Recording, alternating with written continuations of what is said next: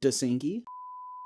What's up, gamers? Feels good that this is the start of a brand new devlog, so I don't have to feel too silly saying that. It's been a little while for me. I had a little vacation where some family came up to visit me and I got to spend some time with them, and I didn't really have too much time between work and hanging out with my family to actually make progress on the game. However, it doesn't mean nothing got done because other people on the team were making some good progress while I was goofing off. I'm super excited to show off some of the stuff that happened while I've been away and show off some of the stuff I've managed to get done, dedicating a bunch of catch-up time on the game over the past day or two. Here's some more concept sketches. One is for Isadora doing a crouch and how she's going to use that to dodge attacks.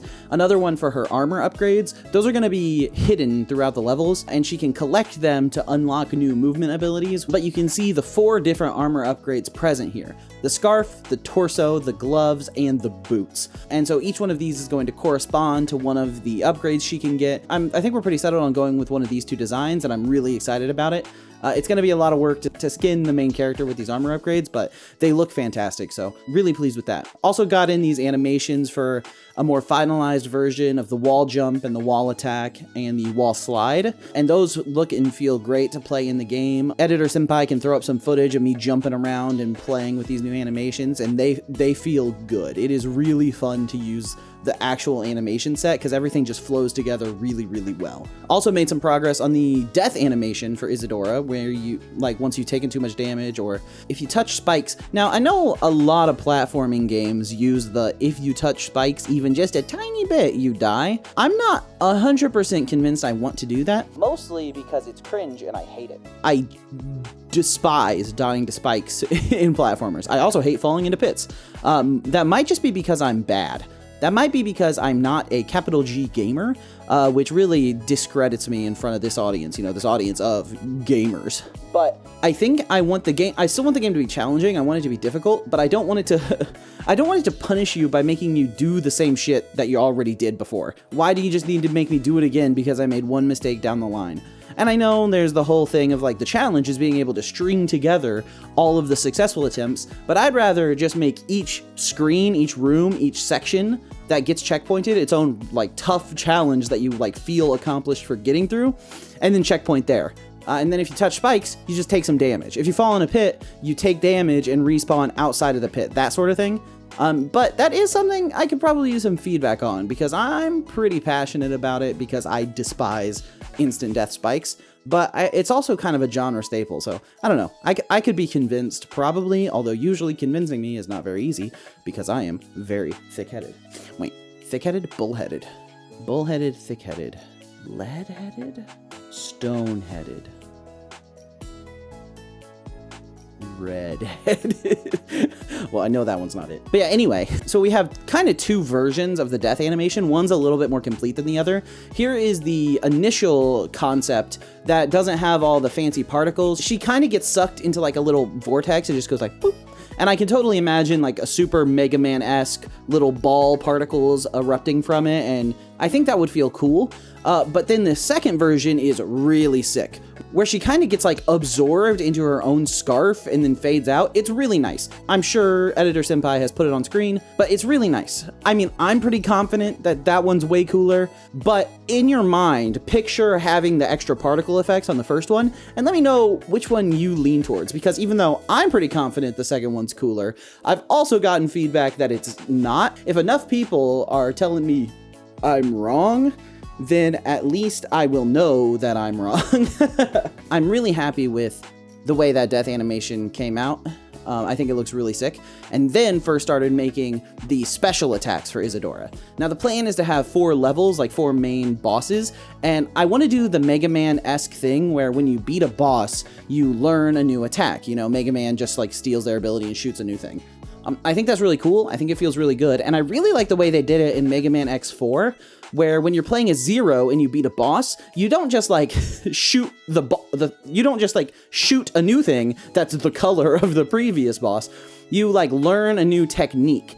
And they're somewhat related to the boss, but they're also somewhat their own thing. And I think that feels way better. I really like that system. I mean, I was a big fan of the way Zero has like the big like icicle shard that he like rides down and crashes into people. It's just cool. And I also want the bosses to have that kind of circular thing where it's like, certain bosses are weak to a different boss's special move, but I really hate the way that Mega Man just like trivializes the boss fights if you use the right special power. I want it to like give you an advantage if you know how to like properly utilize your arsenal, but I don't want it to trivialize these boss fights. Those are supposed to be one of the most fun aspects. So I kind of designed these special attacks with the idea that you could use them in some way, in a beneficial way against the boss fight, but not so much that it would completely trivialize it. You could use it to gain an advantage in the boss fight. I think the best example is for the Zen Master, the Icy Zen Master boss, which I don't even think I mentioned that boss to you guys yet, but a little spoiler for you. I want you to learn from that guy this spinning attack, and we can put up Fur's amazing animation for it here. I really like the way it looks. And I was thinking it would be really cool if the Plague Doctor boss had a move that like shot out a bunch of like corrupting mist or a bunch of like plague clouds or something like that, that makes sense to get dispersed by this spinning attack. So when the Plague Doctor does that attack, you just use this move and it like counters it. So it gives you another tool to use against the boss where normally you'd have to like get out of the way and dodge, and that move would be a lot more powerful against you. Instead, this just gives you another tool. That's kind of the direction I want to go with it. And also, more importantly, this animation looks sick. And I even have it in game here, so I'll show you some gameplay footage of like running around and using it. So right now, the way it works is if you just like press the combination, which is down and attack, it'll do the special move. And if you mash it, you can continue spinning. I also want to make it like hold to continue spinning just for accessibility reasons. Not everyone can mash, but overall, I think it's really cool. The idea behind this one, this attack, is that I wanted to give the player a way to deal with the situation where they have an enemy in front and an enemy behind. And if they were to choose to attack in one direction, they would take damage from the other direction. So by unlocking this move, you've given yourself a new offensive tool to use in specific situations where you're getting surrounded. Spin move. And that's kind of the way I wanted to go with everything, where these attacks aren't just like they aren't just like spam them because they're so good. They kind of fit into certain situations. And I'm really happy with the way this one turned out. Then the next one is the shadow attack. You learn this from beating the shadow dragon. Look forward to seeing when that boss actually gets all designed up. For this attack, I wanted it to be pretty much like a Super Smash Bros. Like recovery move, where you swing your sword and it leaves some like cool shadowy particles, and as you do it, you like gain some distance, and you can use it to like recover a jump or dodge something in the air. Or to hit an aerial enemy that otherwise you wouldn't be able to reach. That's kind of the basic idea of this attack, and I really like the animation for it. I love these particle effects. I think it looks really cool. This one I haven't gotten working in the game yet, but but I think it's really cool. And then the third special attack is the special attack you get for defeating the Plague Doctor. Now this one is a dive attack where you channel this like corrupted energy and then just like shoot yourself down in a ball of plague and hit the ground and burst. And it looks amazing. All three of these animations came out just gorgeously. I got it in engine. You can see me running around and casting my special ability. This one just feels so good to like play with. It's so fun to just like charge myself into the ground and get that explosion. And I'm planning on giving it like a pretty decent knockback the closer the enemy is to like the source. I think that this one is going to be super rewarding and a lot of fun to play with. And I'm also just super happy with how all these animations turned out. They look really good. And so those are all the cool new Isadora animations and abilities that we've been working on over the past 2 weeks, or more specifically that Fur's been working on over the past 2 weeks. But then also, we got some concept art for the new environmental pieces for the Corrupted Forest, and we can just plaster those on the screen. There were 3 different concepts. We can do them in order. Here's A, here's B, and here's C.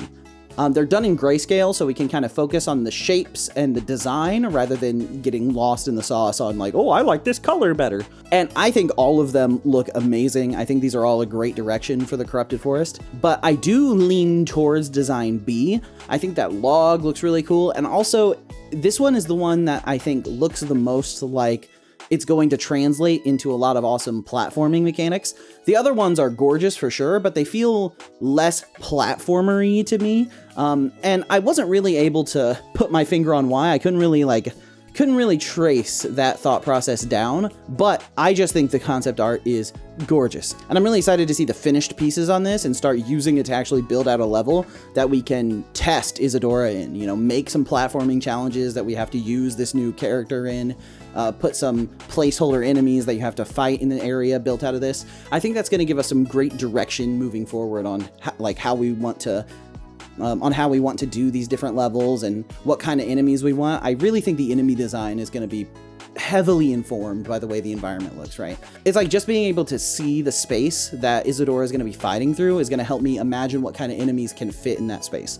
And maybe that's not the right way to do it. Maybe I should be planning out my levels more than that, thinking about what kind of space I want to build to fit certain challenge types. And I've somewhat done that. I have a list of all the mechanics and what kind of different challenges I want to provide the player with and what kind of different enemy designs work in that space. But it's a little bit hard to see the final version in my head until I actually start like getting it into Engine to play around with. Overall, I'm really happy with this environment art. I really like the new animations for Isadora. They feel really good to use actually in the game, and I'm really going to focus on the state machine, the internal state machine that kind of drives her movement and animations, because I've been ignoring some of the problems with it. I just kind of wanted to get stuff working so we could test it out and move forward with the animations without waiting on like, well, I really want to program it super good, guys. I want it to look really cool. I want it to be really smart and show off how good I am at write the code, so I don't have any feedback. It was more important for me to get it working so we could see it, and I'll deal with the bugs later. But later is now. I definitely need to dedicate time to rewriting that state machine in a way that's going to be sustainable moving forward, because as it is now, adding those two special attacks, I could already sort of feel the technical debt of all the stuff I've been ignoring about the state machine, and that's pretty unacceptable. Did you know that it's literally exactly midnight, so my brain isn't working that good? I don't know why I'm pretending my brain works good when it's not midnight.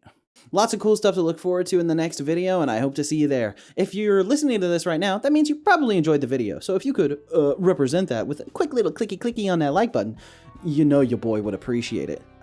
I just called myself your boy. I think I need to delete my YouTube channel.